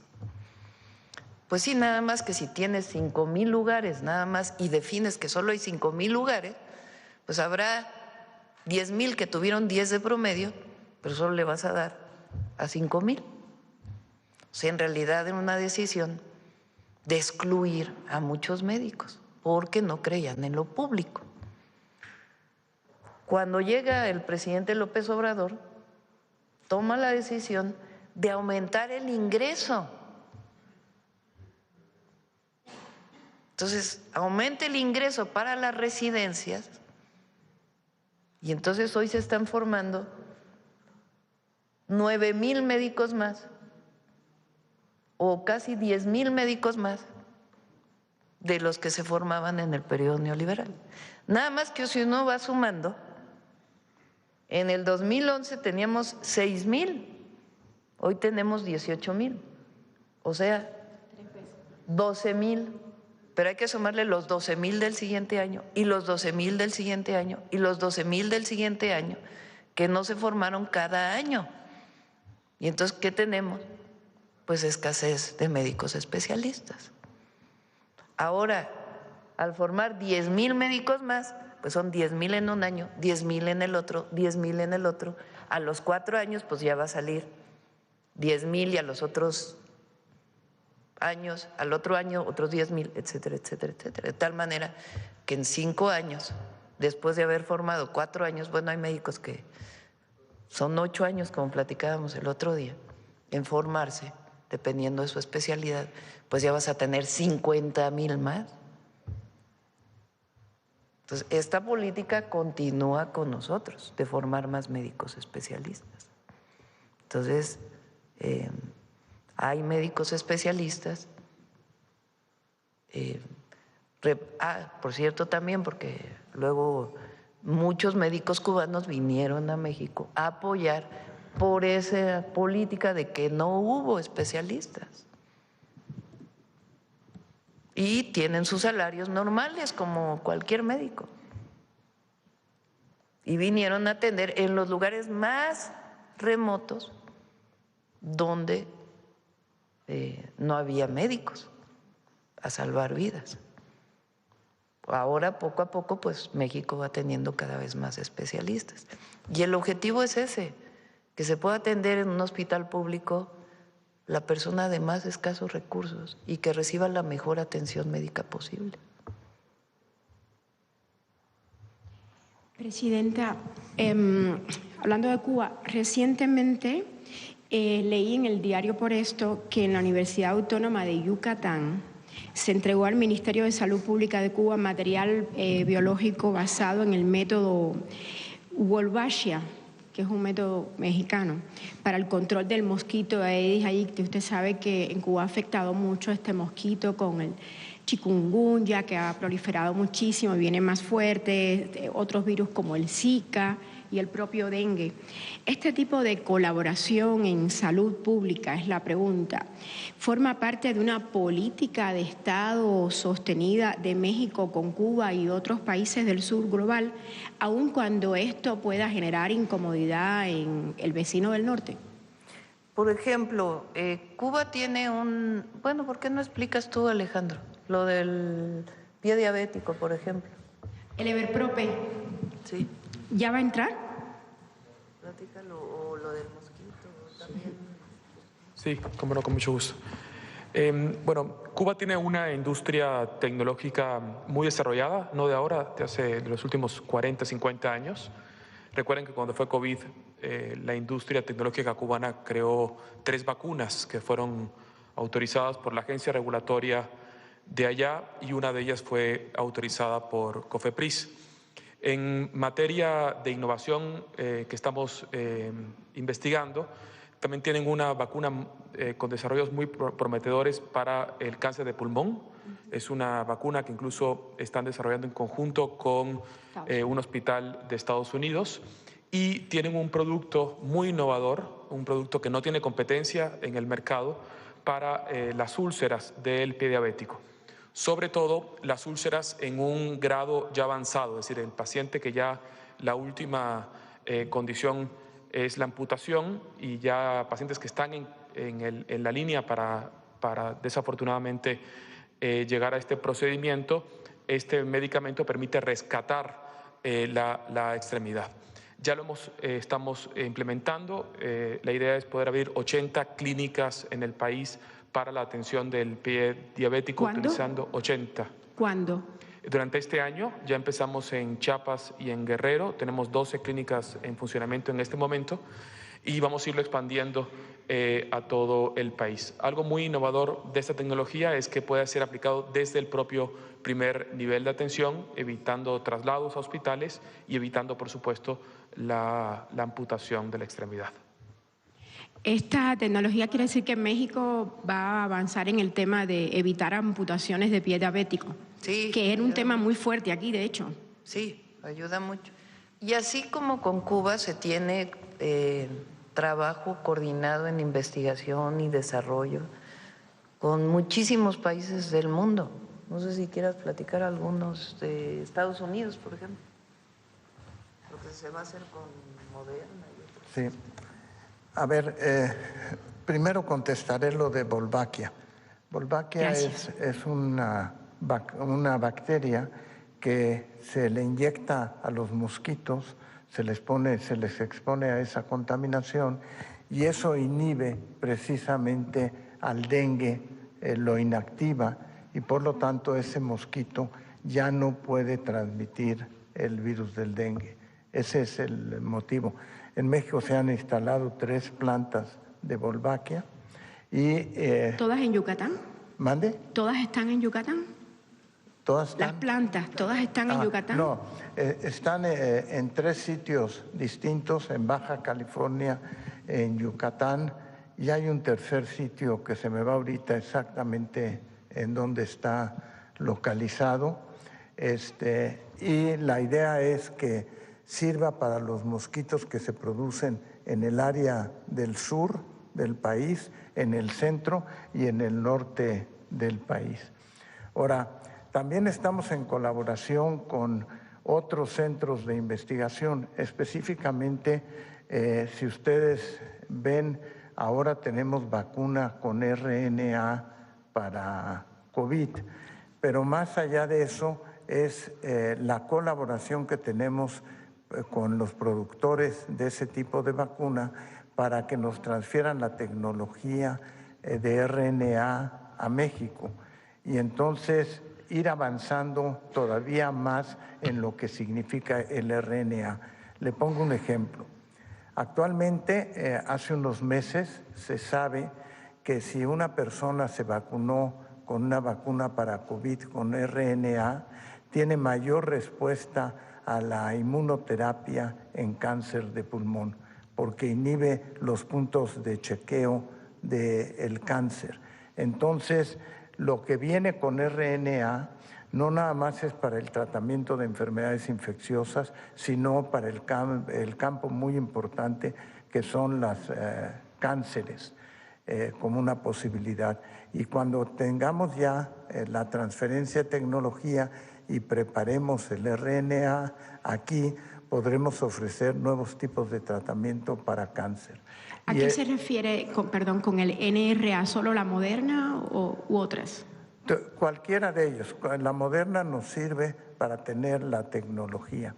Y otro ejemplo que es muy importante que se va a instalar con Birmex tiene que ver con precisamente lo que son las CAR T-cells, en donde se pueden tomar las células de una gente que tiene cáncer, se editan genéticamente afuera, se regresan esas células y se logra hacer tratamientos para cáncer en forma importante.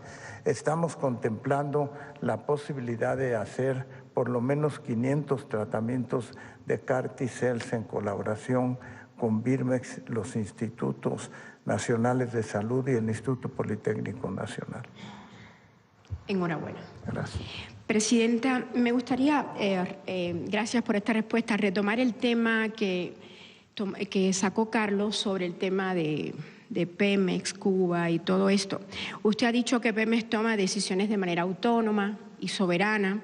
¿Puede confirmar entonces que no hubo ninguna consideración política en esta suspensión del envío de petróleo por parte de Pemex a Cuba? Pemex toma decisiones en la relación contractual que tiene con Cuba, a partir de las decisiones que se toman. ¿Y por qué se toma ahora y no antes? Pues así como durante un tiempo no se envió y después sí se envió y otro tiempo no se envió y sí se envió. ¿Esa soberanía de Pemex incluye mantener acuerdos energéticos con Cuba aun cuando incomoden a Washington? Nosotros hemos planteado todo el tiempo que, primero, que México toma decisiones soberanas y no lo ha hecho solamente el gobierno de la presidenta Claudia Sheinbaum, sino lo hizo el del presidente López Obrador. Y antes, aunque no estuviéramos de acuerdo, lo hicieron otros gobiernos en relación con Cuba. Eso es muy importante, porque desde el primer bloqueo a Cuba, México fue el único país que votó en contra del bloqueo. Y desde entonces se mantiene una comunicación con la isla y una relación de distinto tipo con la isla. Y tiene que ver con una parte fundamental de que más allá de la posición respecto al gobierno cubano, del presidente que sea, las relaciones con los pueblos.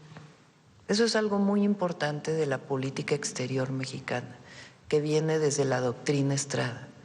Entonces, es algo especial de la política exterior de México. Y esa la han mantenido todos los presidentes a partir de que se instauró la doctrina Estrada.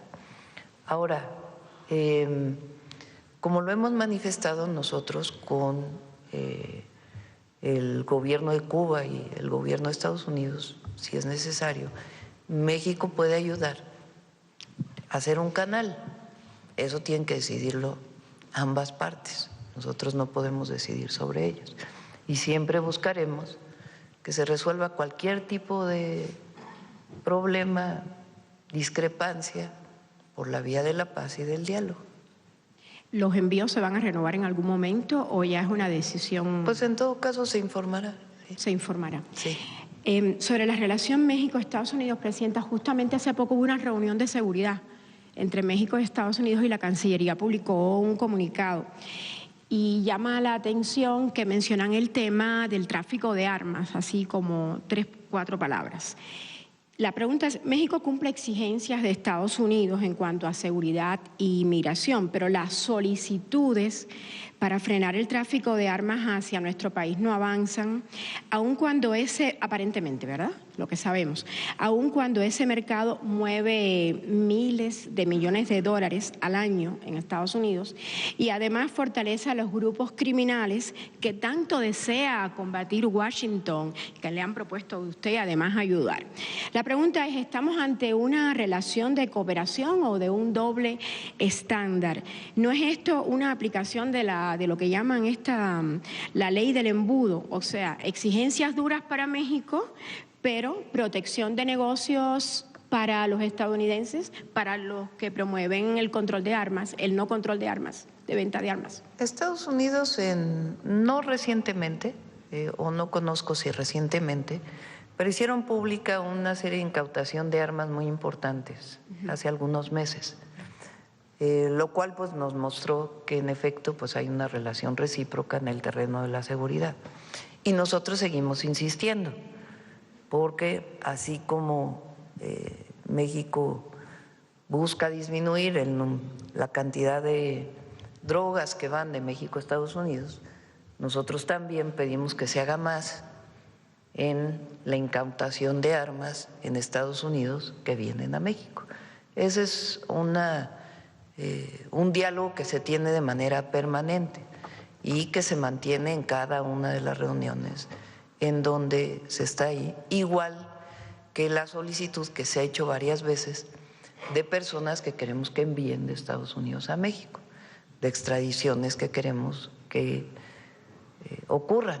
Algunos casos, por ejemplo, tienen que ver con el caso Ayotzinapa, que personalmente se lo pedí al secretario de Estado, Marco Rubio, y que todavía no se ha dado. ¿Qué le pidió? Y que seguimos insistiendo. Digo que sí, pero seguimos insistiendo porque todavía no ha ocurrido. Y otros casos que tienen también que ver con el tema del huachicol fiscal, que también queremos que personas que están allá sean enviadas, dado que hay una orden de aprehensión aquí en México. Usted siempre dice cooperación sí, subordinación no. Pero, ¿cuál es el límite real de México frente a las presiones de Estados Unidos en cuanto a seguridad y migración, que son los temas en los que más se maneja la relación? Respeto, soberanía. Y cuando hablamos de soberanía, pues también de resguardo territorial. Aquí los únicos que operamos somos nosotros, las fuerzas federales y en todo caso estatales y municipales. Únicamente. Por último, un tema local chiquitito. Aquí se planteó por un colega en la mañanera un tema de TC Energy, Temoris y la autoridad del Estado. Eso fue en noviembre de 2025. Aquí mismo usted instruyó mediar en el conflicto entre TC Energy y la comunidad agraria de Temoris. Esto es en Chihuahua. Y bueno, han pasado ya 3 meses y en la comunidad sienten que no hay avances reales y han rechazado, de hecho, propuestas varias que le ha hecho TC Energy porque las consideran ofensivas. Y de hecho, lo que están diciendo ahí en la comunidad, nosotros estuvimos haciendo un reportaje ahí, es que no se está respetando el derecho agrario y se está imponiendo un proyecto por la vía de los hechos. De hecho, Presidenta, le pregunto, porque hasta donde yo sé siguen operando la empresa esta TC Energy, ahí en Temoris, sin contratos válidos sobre tierras comunales. ¿La instrucción ha variado o se mantiene la instrucción suya? Sí, y ha habido avances. A ver si nos informa la Secretaría de Gobernación y puede dar información. Muchas gracias, Presidente. Bueno, ya son 9:20, dos breves. A ver, el compañero de allá atrás, porque tú, para que no digan que Gracias, Presidenta. Hablaba usted de que México ha solicitado a Estados Unidos el envío de personas que están relacionadas con investigación por tráfico de contrabando. De combustible, perdóneme, contrabando de combustible. ¿Nos puede ampliar un poco la información? Sí, con gusto se las amplía la Fiscalía. Sí, es parte de la investigación. ¿Nos puede decir al menos el número o estas personas están relacionadas con lo que se conoce como huachicol fiscal? Sí. ¿Cuántas personas son? Ya, yo creo que la Fiscalía, no están voy yo a cometer ¿verdad? algún error en la investigación que está haciendo la Fiscalía. ¿Están detenidas en Estados Unidos? Sí, algunas sí. ¿Se trata de estos empresarios norteamericanos que...? Yo creo que ya la Fiscalía, porque no vaya yo a cometer algún error en la investigación. Bueno, preguntarle también, hay una polémica en torno a una fotografía que presentó usted acá, que es de este atleta canadiense que fue extraditado. Un diario, un medio de comunicación en Canadá dice que se manejó con inteligencia artificial y que se presentó en la antigua sede de la Embajada norteamericana. Preguntarle, ¿usted sabía de esto? ¿Qué fue lo que le informó su equipo?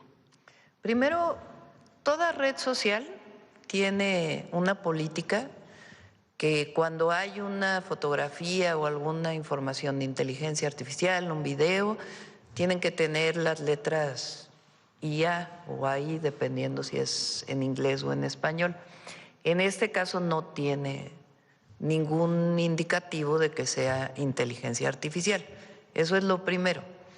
Lo segundo, vale la pena para cualquier duda que haya sobre esto, poner la publicación que hizo el embajador de Estados Unidos en México sobre este caso. No sé si la tienes por ahí.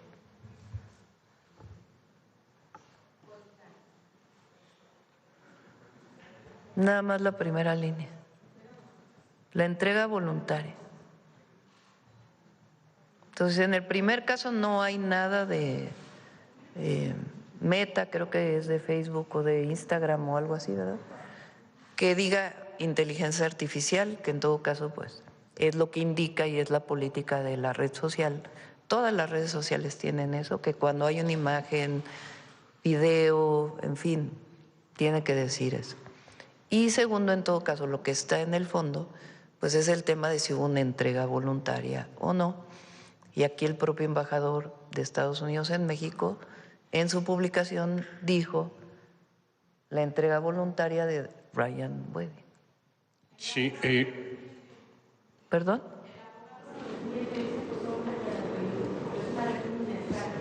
Bueno, aquí está la publicación de la Embajada de los Estados Unidos.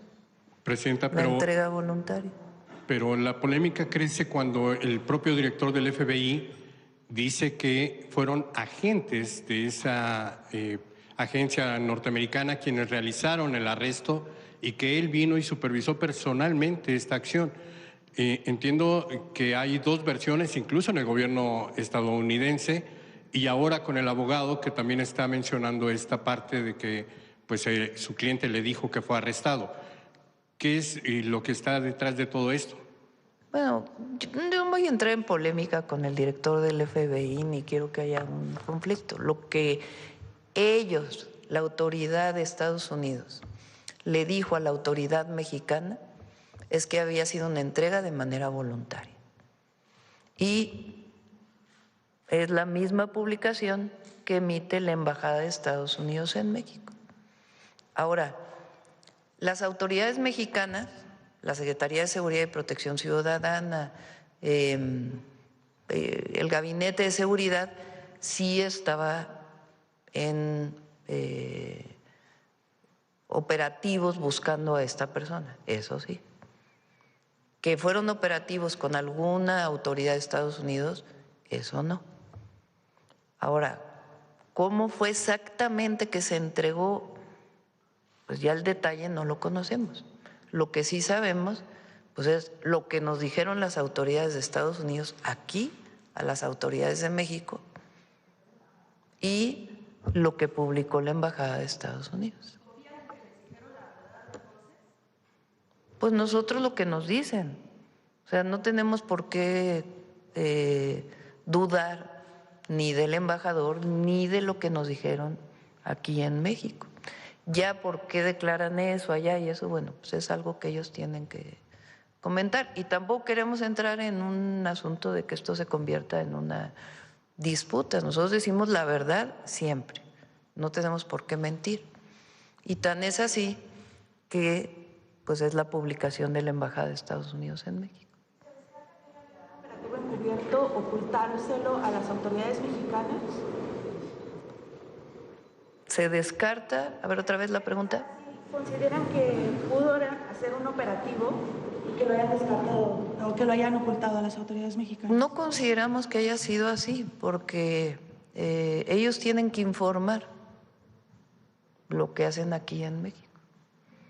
Entonces, ¿cómo le creemos al embajador y a la publicación de la embajada? Además, ellos nos dijeron eso, tal cual. Y recuerden que la Ley de Seguridad Nacional establece claramente que todo agente de Estados Unidos en México tiene que entregar un informe. Y no tenemos conocimiento de que hayan hecho algo distinto a lo que informan permanentemente a las autoridades mexicanas. Y tampoco queremos que esto sea un asunto de una polémica o una disputa con los Estados Unidos. Nosotros decimos la verdad, lo que nos dijeron ellos y la publicación de la embajada. Esta cooperación que tiene México con Estados Unidos y en concreto con agentes de estas oficinas, el FBI, la CIA, la DEA, ayudó a capturar a este personaje, bueno, que se entregara, pero ¿México lo estaba buscando? Sí, a ver, Estados Unidos envía, ya sea a través de Interpol, igual que nosotros enviamos a Estados Unidos o a cualquier lugar del mundo a través de Interpol, una ficha roja. También hay información del FBI a autoridades mexicanas donde dicen, estamos buscando a esta persona que tiene una orden, una investigación, una orden de aprehensión en Estados Unidos y que sabemos que está en México y solicitan apoyo para su detención. Como con otra autoridad, no solo con Estados Unidos, con otra autoridad es lo mismo. En el caso, por ejemplo, de otro de los 10 más buscados del FBI, lo detuvieron fuerzas federales aquí en México y se entregó a Estados Unidos, como en otras ocasiones ha habido. Entonces son procedimientos que existen y que están establecidos por protocolos. Presidenta, regresando al tema del huachicol, quisiera preguntarle porque, hace ya mucho tiempo que nos prometió información respecto del monto total del inicio de estos envíos, de pues cuánto se ha querellado hasta octubre, noviembre eran 16,000 millones. Preguntarle si ha tenido informes que actualicen las cifras, que nos digan si son los 600,000 millones que se calcularon o superior, y cuánto se ha querellado para poder recuperar. Va a venir Secretaría de Energía. Secretaría de Energía va a venir a explicar todo lo que ellos ven desde Pemex y desde la propia Secretaría de Energía. Hay algunas investigaciones que tiene la Fiscalía General de la República, que está avanzando en sus investigaciones y ellos tendrán que informar pues en su momento, cuando consideren que es pertinente hacerlo y que hayan avanzado en las investigaciones. La información, la próxima semana vamos a presentar varios temas de inversión, incluido Pemex, y después ya podemos informar los temas que tienen que ver con el aumento de la comercialización de Pemex, lo cual hace indicar evidentemente que ha disminuido la entrada de contrabando de combustible. Pero son dos investigaciones paralelas, la de la Procuraduría Fiscal y las de la Procuraduría de la General. Propia Secretaría de Energía, sí. Okay. Sobre todo Secretaría de Energía, a través de los permisos que ha dado, de cómo ha aumentado la venta de combustibles en el país, de este seguimiento que planteamos, estos QRs que ya tienen, que ustedes pueden ver en las vehículos, en las pipas que transportan combustible, y sí lo vamos a presentar. Gracias. Bueno, la última por acá, de este lado, a ver, el compañero, ya, para cerrar. ¿Qué tal, Presidenta? Buenos días. Manuel Galiatzi Ramírez, de Cilinea y El Político en las Redes. Preguntarle, si me lo permite, al Secretario de Salud, qué inversiones están destinando también para adquirir nuevas insulinas, mayores muestras, puesto que surge dudas entre los pacientes de diabetes, qué tan efectivas pueden ser en comparación con algunas que se venden en la industria farmacéutica privada. Como primera pregunta. Sí. Eduardo, ¿quieres informar de las compras? Buenos días. Estamos justamente por iniciar la compra consolidada de insumos para la salud del 2027-2028, para que estar muy adelantados y no tener ningún tema de desabasto en ningún momento de este año ni el siguiente. En el caso de los medicamentos, particularmente para la diabetes, como ya lo mencionabas, desde agosto comenzamos un proceso de identificación de cómo íbamos a comprar las nuevas moléculas para el 2027-2028, priorizando que compráramos lo que los médicos han determinado lo necesario a través de los protocolos nacionales de atención médica. Es decir, estamos pasando a comprar muchos genéricos, pero genéricos de manera pues mucho más consolidada para tener los medicamentos que nos han pedido los médicos. Y en el caso particular de las insulinas, estamos haciendo para este siguiente año 2027-2028 una transición bastante grande, pasando de insulinas más viejas hacia insulina glargina en particular, que es una insulina basal. También es una insulina que no tiene patente, es genérica, pero que es de mucho más nueva generación. Es decir, estamos también haciendo un portafolio mucho más moderno que va a ayudar a que las personas tengan mucho mayor control.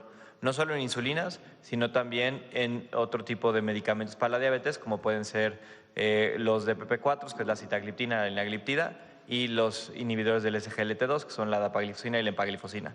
Ambos que están ya perdiendo patentes se han vuelto mucho más accesibles, tienen mejores condiciones de resultados que otros medicamentos, y es parte de este proceso que lidera el doctor Kersenovich para que todas las instituciones, el IMSS, el ISSSTE, el IMSS Bienestar, los servicios de salud de Pemex, los institutos nacionales de salud, compremos todos los mismos medicamentos que sean los recomendados por los médicos, y en particular para diabetes es el ejercicio yo creo que más grande que hemos hecho. Que buscamos que para antes de mediados de este año, para mayo y los inicios de junio, tengamos ya totalmente resuelta la adquisición de los medicamentos que va a requerir el país en el 2027 y en el 2028.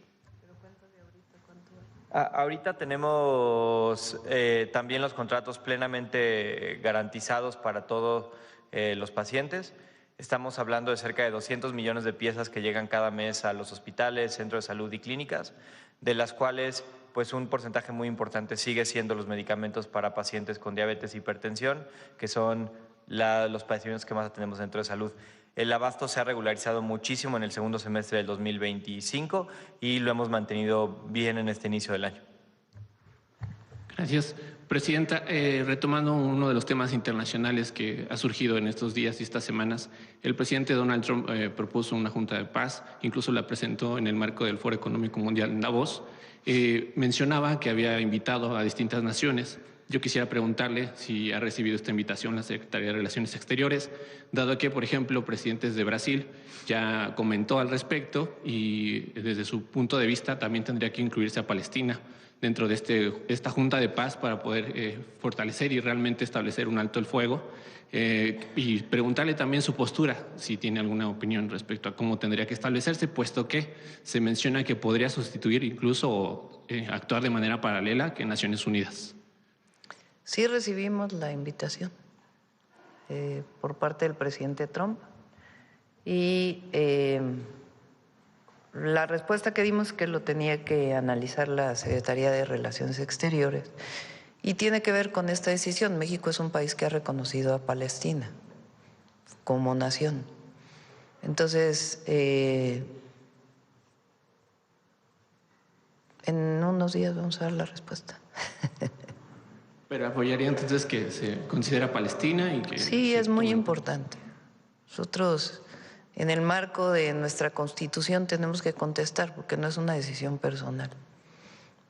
Y en el marco de nuestra Constitución, pues es la autodeterminación de los pueblos. De igual manera, Presidenta… Por eso, en el momento que esté ya la respuesta, pues se la hacemos saber. ¿Más o menos para cuándo se evitaría una respuesta? Esta misma semana. De igual manera, retomando temas que se han dado a conocer en el gobierno estadounidense, en diciembre se presentó la Estrategia Nacional de Seguridad Anual. Usted, al inicio de su gestión, reformó la Constitución para que no se permitiera la intervención y la injerencia, incluso en procesos electorales. Sin embargo, en esta Estrategia Nacional de Estados Unidos mencionan que incluso apoyarían movimientos políticos o, digamos, candidatos que favorezcan al gobierno estadounidense. Yo quisiera preguntarle, sé que usted ha hablado de no subordinación, cooperación, que no se permita la injerencia, pero si usted detectara algún apoyo o respaldo, algún movimiento, alguna ideología, dígase algún empresario que se afirme como posible candidato, ¿usted pediría al gobierno estadounidense que no intervenga de esa manera en un apoyo? Pues es constitucional. Y también, Presidenta, preguntándole sobre las reformas que vienen para este año. Usted había mencionado que una vez que se reformara el Poder Judicial, también habría la posibilidad de reformar las fiscalías estatales. Dado que en últimos meses, en años, esto es un tema pendiente, puesto que se les vincula a que hay una relación, o a veces hasta comparsa, con gobiernos alcaldes, municipales. Esto se lo planteo porque en últimos días ha surgido que en el gobierno de Monterrey, en la alcaldía de Monterrey, hay una coacción con la Fiscalía Estatal. ¿Habría la posibilidad de que esta iniciativa o de reforma se mandara este año? ¿Sigue vigente o ya no está? Todavía no está considerado. Estamos esperando al programa de trabajo de la Fiscal General de la República. Ella tiene algunos planteamientos muy importantes de fortalecimiento de la Fiscalía General de la República. Y vamos a ver cuál es la propuesta. Pero hasta el momento no hemos planteado ninguna modificación ni constitucional ni jurídica a las fiscalías. Y ya para redondear, aunque tienen que mejorar las fiscalías, eso es un hecho. Claro, Presidenta. Para redondear el tema de la actuación del FBI, si se descubriera posteriormente que hubo alguna irregularidad en el accionar, que yo sé que usted dice que confiamos en la información que nos están proporcionando, ¿se procedería de acuerdo a esta reforma constitucional que usted mandó al inicio de su mandato? Si hubiera, pues vamos a esperar, ¿no? Vamos a esperar. Bueno, muchas gracias a todos. Buen día.